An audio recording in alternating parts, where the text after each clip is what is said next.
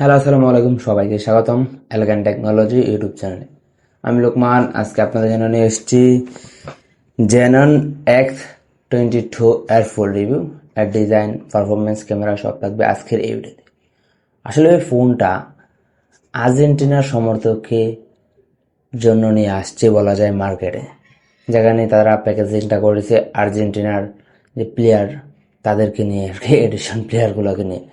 তো চলুন বেশি কথা না বলে শুরু করি আজকের এই ভিডিও। প্রথম যদি আমরা ওই ফোনের ডিজাইনটার কথা বলি, ডিজাইনটা ওভারঅল আইফোন 17 কে কপি করে নিয়ে আসছে আর কি।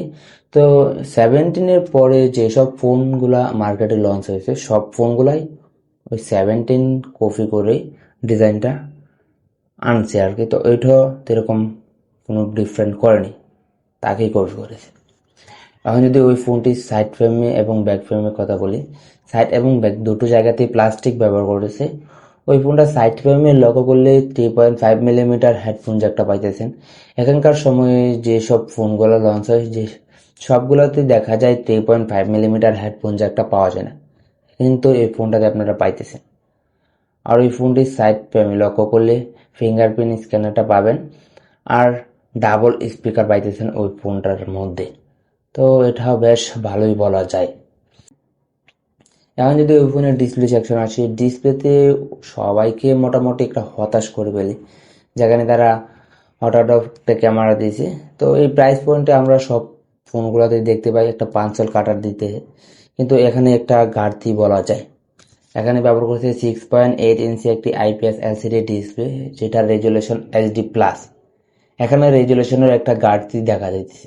এখানে রয়েছে 120 হাই রিফ্রেশটা মোটামুটি এই প্রাইস পয়েন্টে ভালোই বলা যায়, মানে হতাশ করবে না আর কি আপনাকে। এখন আসি ওই ফোনের ব্রাইটনেসেও মোটামুটি বিশাল বড় ঘাটতি বলা যায়, যেখানে 630 এর একটা ব্রাইটনেস। তো আপনারা যদি আউটডোরে একটু ভিডিও রেকর্ডিং কিংবা ফটোগ্রাফি করতে চান, তো এখানে বিশাল একটা সমস্যার মধ্যে পার করতে হবে বলে মনে করি। এমনিতে কোনো সমস্যা হয় না যখন আপনি ছবি কিংবা ভিডিও করতে যাবেন একটু সানলাইটে, তো একটু তখনকার সময় একটু সমস্যা হবে বলে মনে করি। আর এই ডিসপ্লের যে রেজুলেশন এখানেও বেশ ঘাটতি বলা যায়। আর নিচের দিকে লক্ষ্য করলে বেশ পরিমাণ ভিজুয়াল দেখতে পাই। ডিসপ্লে মোটামুটি এই প্রাইস পয়েন্টে বিশাল হতাশ করে বলে মনে করি। এখন আসি ওই ফোনে ক্যামেরা সেগমেন্টে। এখানে 3টা ক্যামেরা মডিউল দেখতে পারলো। এখানে মূলত 2টা কাজের ক্যামেরা আর একটা ফ্ল্যাশ, এলইডি ফ্ল্যাশ। তো এখানে মেন ক্যামেরাতে দেওয়া হয়েছে 50 মেগাপিক্সেল একটি মেন ক্যামেরা এবং 2 মেগাপিক্সেল একটা ম্যাক্রো শুটার। তো আপনারা সর্বোচ্চ ওই ফোনের মেন ক্যামেরা দিয়ে 2K 30fps সর্বোচ্চ ভিডিও রেকর্ড করা যায়, এবং ম্যাক্রো ক্যামেরা দিয়ে মোটামুটি টুকটাক যে ছবিগুলা দেখতে পারবেন আর কি তুলে, ওইটা ভালোই বলা যায়, এতটাও খারাপ না। ভালো সানলাইট কিংবা ভালো ফ্ল্যাশ লাইট পাইলে তো মোটামুটি ভালোই ছবি তোলা যায় এই প্রাইস পয়েন্টে ক্যামেরা দিয়ে। ছবি মোটামুটি এতটা আপনার ক্যামেরাটা এত হতাশ করবে না আর কি, এই প্রাইস পয়েন্টে মোটামুটি সাধ্যের ভিতরে চলে যায়।